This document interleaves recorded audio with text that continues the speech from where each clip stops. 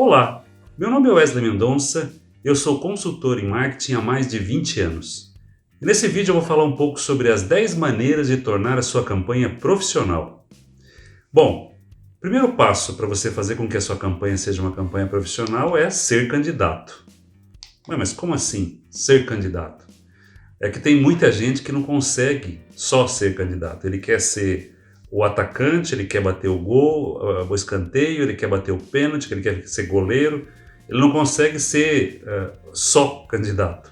Ele quer cuidar das finanças, quer coordenar, quer fazer o marketing, quer cuidar de tudo.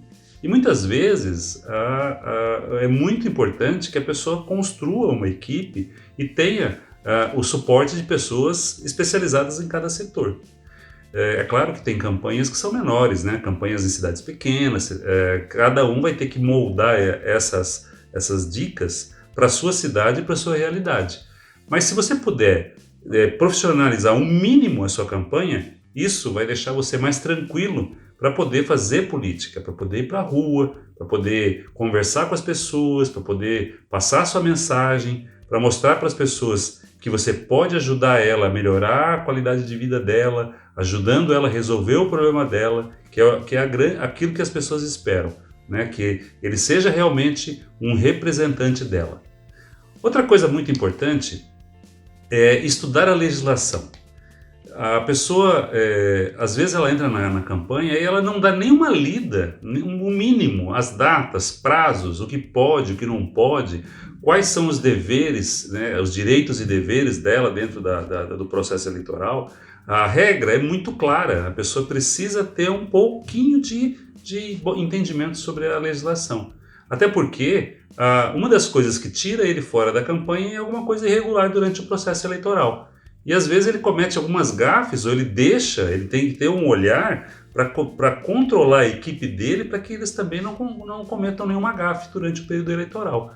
E é muito importante que ele tenha conhecimento da legislação. Ela vai ajudar muito ele nesse sentido. Outra coisa que eu falo muito é a questão de definir o núcleo duro. O que é esse núcleo duro? Eu chamo de núcleo duro aquelas pessoas que estão próximas mesmo, aquelas que estão ao lado do candidato, aquelas que ajudam ele a fazer a estratégia de campanha, que ajudam ele no planejamento, que vão ajudar ele nos momentos difíceis, aquelas pessoas que ele pode abrir o coração. Esse é o núcleo duro, que ele tem plena confiança. Normalmente o núcleo duro é formado pelo coordenador da campanha, pela pessoa que cuida do financeiro, né? Pelos conselheiros, aquelas pessoas que estão próximas dele, que ajudam ele, que têm aquela palavra de bom senso em determinados momentos, né? E o departamento de marketing e comunicação. Essas são, e muitas vezes o jurídico também, o jurídico fica muito próximo a ele, né? E uma campanha bem estruturada, o mínimo que ele tem que ter são esses setores aí. O coordenador ele vem dando todo o respaldo, é aquele cara que é a pessoa que responde pela campanha quando o político não está. Ele que vai ditar as regras, vai dar cadência, né? Porque às vezes o candidato vai estar envolvido com muitos assuntos e tem que ter alguém por trás com a cabeça fria, dando as ordens e fazendo as coisas funcionarem. O departamento financeiro tem um papel fundamental, porque hoje a verba é muito escassa. A forma de você tocar uma campanha, o dinheiro é apenas por doação de pessoa física, né? Ou às vezes pelo fundo partidário, ou também pelo próprio capital do político, né? Ele pode ter injeção dele. Então, às vezes, cada vez está mais difícil fazer a campanha, porque a verba está muito escassa. E o financeiro é fundamental para poder gestão. Em qualquer lugar, né? A gente tem que ter uma gestão muito forte sobre o dinheiro que é usado dentro da campanha. Os conselheiros é uma coisa boa e às vezes ruim, porque tem conselheiro, tem aqueles papagaios que ficam só enchendo a cabeça do candidato e só mais atrapalham do que ajudam, mas na maioria das vezes, tem conselheiros que são muito bons. Um ótimo conselheiro é a esposa ou o próprio marido, dependendo da situação, né? Ele vai ajudar porque ele quer o melhor para o companheiro dele. Mas às vezes também não, às vezes lá naquelas regrinhas que eu falei para vocês, para poder entrar numa campanha, a família tem que ser participativa, então todos da família têm que estar engajados. Eles têm que saber que você é candidato e vão lhe dar apoio, né?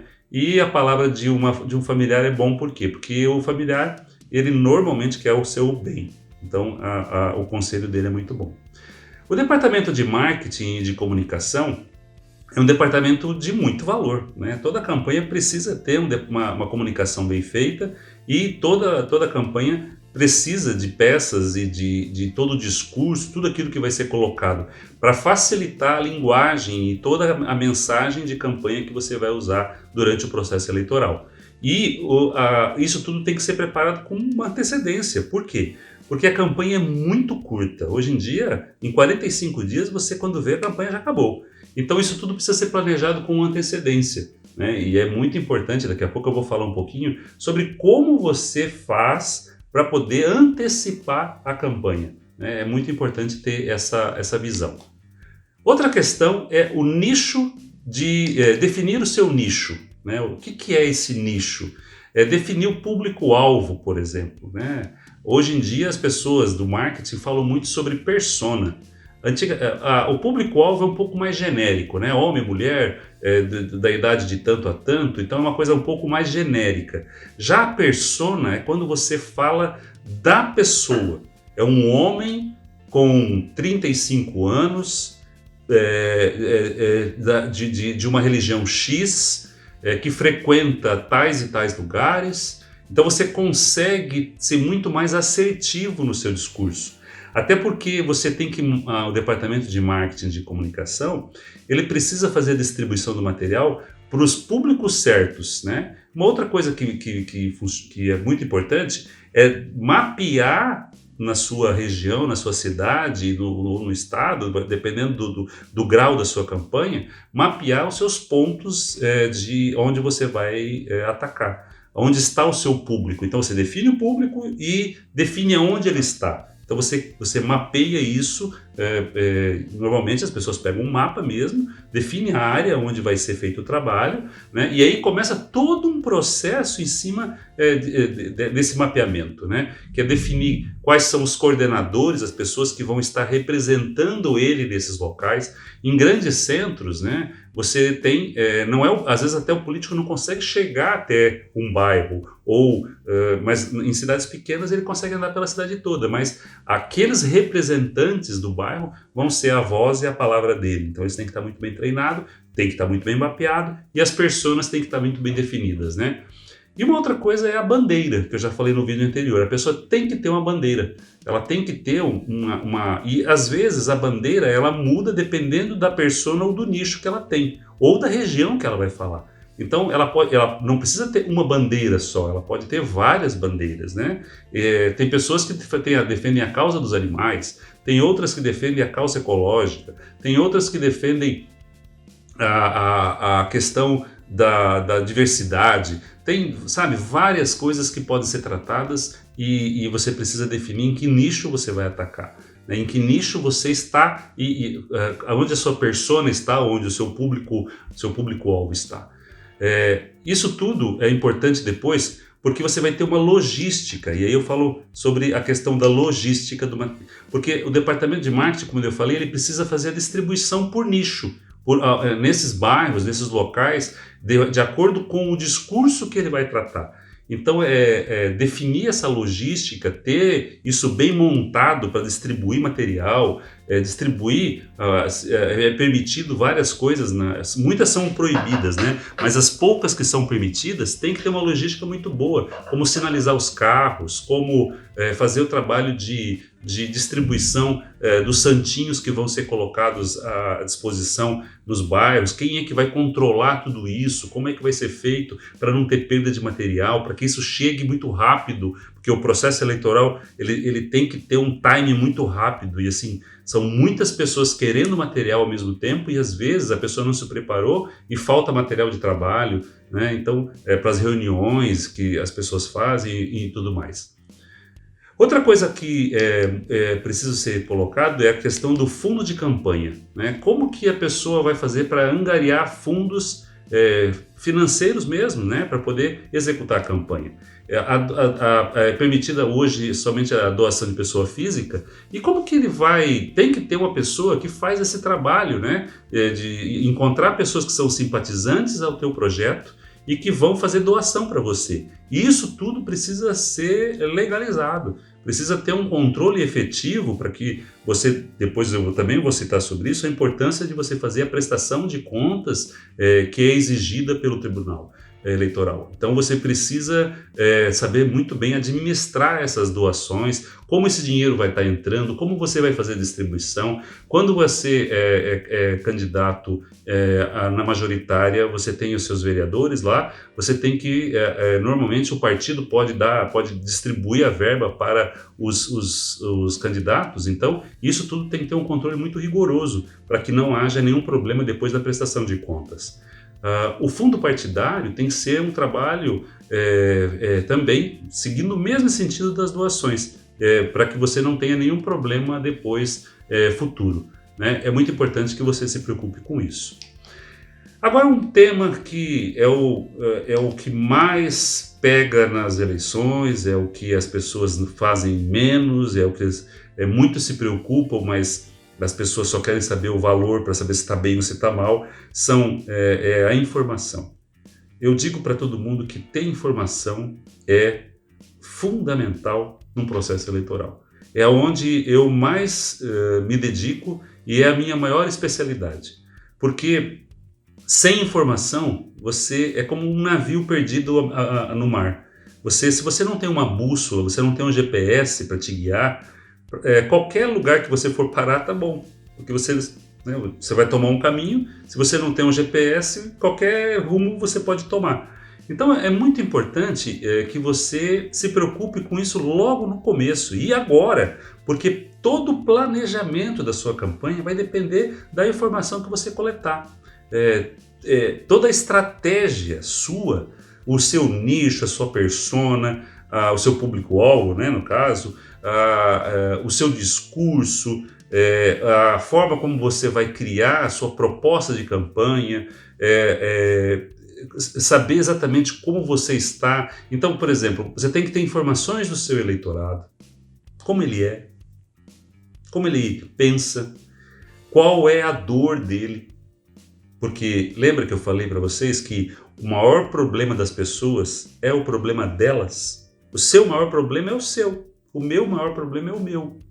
E descobrir o maior problema comum que é a grande sacada. Porque se você consegue saber qual é o maior problema comum, você consegue tentar de alguma forma propor uma solução para resolver esse problema. E aí você resolve o problema de muitas pessoas ao mesmo tempo. E aí essas pessoas tendem a confiar em você para ajudar elas a resolver a dor delas. Então é fundamental que você tenha e através, como que você faz isso? Através de pesquisa. Pesquisas de campo, pesquisas internas no seu público interno, pesquisas qualitativas, e depois eu vou falar muito sobre essa questão de pesquisa. É uma área que eu vou me dedicar muito durante as aulas esses vídeos que eu vou fazer daqui para frente, tá? Outra informação é sobre o seu adversário, ou os seus adversários, né, se você for candidato a vereador. Você tem que entender com quem você está trabalhando. Então, Sun Tzu já falava na Arte da Guerra que você tem que saber muito bem, conheça muito bem o seu adversário e mantenha ele sempre à distância da sua mão para você poder segurar sem ele sair correndo. É melhor você ter ele perto de você e segurando ele do que ele ter muito longe, sabia? Então é muito importante que você tenha informação sobre o seu adversário. O que são essas informações? Quais são os pontos fortes dele? Quais são os pontos fracos? Qual é a inteligência e qual é a estrutura de campanha que ele tem? Se o nicho dele, se o público-alvo que ele vai atuar é parecido com o seu. Por exemplo, você tem um público-alvo que são os evangélicos. E você tem um seu adversário, ele também atua muito fortemente nesse nicho. E o discurso dele é muito parecido com o seu. Então você precisa entender e conhecer muito bem ele, né? Porque você tem que levar a proposta e ele, na verdade, vai tomar seu voto. Ele vai ser o concorrente direto seu. Então você tem que saber muito bem o que ele é, o que ele fala, como ele anda, aonde ele vai, quais são as propostas dele, né? E medir se ele está melhor ou pior que você. Para isso é muito importante também, entendeu? Saber tudo isso. Quais são as demandas sociais, né, no bairro? Quais são as demandas na cidade? Mas principalmente no bairro. Muitas vezes as pessoas elas acham que o prefeito, quando faz, por exemplo, o asfalto, é o asfalto que é o desejo da pessoa. Não, não é, sabia? Sabe qual é o desejo da pessoa quando ela recebe o asfalto? Não é ter o asfalto da frente de casa, é não sujar o pé quando ela sai de casa. É a dona de casa não ter que ficar limpando a poeira todo dia que chega na casa dela. Sabe? O asfalto, ele não é o fim, entende? O fim do desejo, sabe? Ele é só o motivo. Eles sabem que se tiver o asfalto, vai melhorar a vida deles, vai resolver a dor deles, né? Então por isso você tem que saber muito bem qual é a dor de cada candidato, e a pesquisa é fundamental. A sua imagem e a imagem do seu adversário. Lembra que eu falei que você tem que estar alinhado com a imagem que a pessoa quer? E aí eu falei dos 4 arquétipos de imagem, que é o pai, o herói, o líder charme e o homem simples do povo. Esses 4 arquétipos, como que as pessoas enxergam o que elas desejam? Às vezes eles querem um herói que venha salvar elas, que venha trazer a mudança. E você precisa ter uma imagem parecida. Então você tem que trabalhar a sua imagem para ter uma semelhança naquilo que a população quer. Uma imagem que foi trabalhada, lembra que eu falei no vídeo passado, é do Lula, que ele tinha uma imagem de um homem metalúrgico, simples, do povo, e aí ele participou de 4 eleições e na quarta ele conseguiu êxito, mas ele se transformou totalmente, ele não era mais o mesmo daquela primeira eleição. Ele tinha terno, gravata, barbinha bem feita, virou Lulinha, paz e amor, tudo isso aconteceu com ele. Então você tem que adequar a imagem para o momento político ou para a região que você está trabalhando. Até o discurso dele mudava. Quando ele ia para a periferia, ele falava de uma forma, às vezes até com palavras erradas, e quando ele ia para um jantar de empresários, ele tinha um vocabulário muito mais refinado, porque ele estava dentro de um outro público e aquilo tudo, a gente fala que tudo comunica, né? Tudo comunica. É muito importante que você tenha essa noção, né? Outra coisa é a intenção de voto. Como que está a intenção de voto? E aí você tem que medir isso, né? E um dos fatores mais importantes agora, nesse momento das eleições, é a rejeição. A rejeição é um fator de muita análise. Para prefeito, por exemplo, se você tem mais que 30% de rejeição, você já tem um problema muito sério. Por quê? Porque você tem uma bola, eu digo que as pessoas quando tem 30% de rejeição, tem uma bola de ferro no pé. E elas não conseguem, às vezes, caminhar com uma bola de ferro no pé. Porque é muito pequeno a margem que ele tem, ele precisa de 20%, ele não pode, se ele já tem 30%, ele tem 70%. Se o candidato, o adversário dele, tiver 40 e poucos % e tiver mais 2 candidatos concorrendo, ele com os 30 ele está liquidado. Então, a rejeição dele ou dos opositores a ele é muito importante que seja avaliada agora, né? E outra coisa que a gente precisa medir nas pesquisas é o potencial de crescimento. Qual é o potencial que essa pessoa tem para crescer? Se ela é pouco conhecida, às vezes é muito bom, sabia? Às vezes ela tem uma pequena rejeição e ela é pouco conhecida, significa que ela pode caminhar muito. Eu já vi inúmeras eleições onde a pessoa saía com 3, 4% de intenção de voto, porque ela era pouco conhecida e ela acabava sendo vitoriosa. Um exemplo clássico, se eu não me engano, foi Covas, em São Paulo. Ele partiu com 3% e virou governador. Por quê? Porque na época as pessoas conheciam um pouco, né? Mas assim, o potencial de crescimento é uma coisa muito importante. E aí nos próximos vídeos, eu vou falar um pouco como você analisa a rejeição, como você cruza isso com o potencial de crescimento, e tem um outro item chamado sentimento de vitória. Sentimento de vitória é uma coisa bem bacana, principalmente na reta final. É aquela coisa assim, olha, eu voto em fulano, mas eu acho que quem vai ganhar é ciclano. Por que o sentimento de vitória é importante? Porque você, através dos indecisos, você sabe aonde tende aquela massa. E muitas vezes 10%, 12% de indeciso são as pessoas que definem a campanha.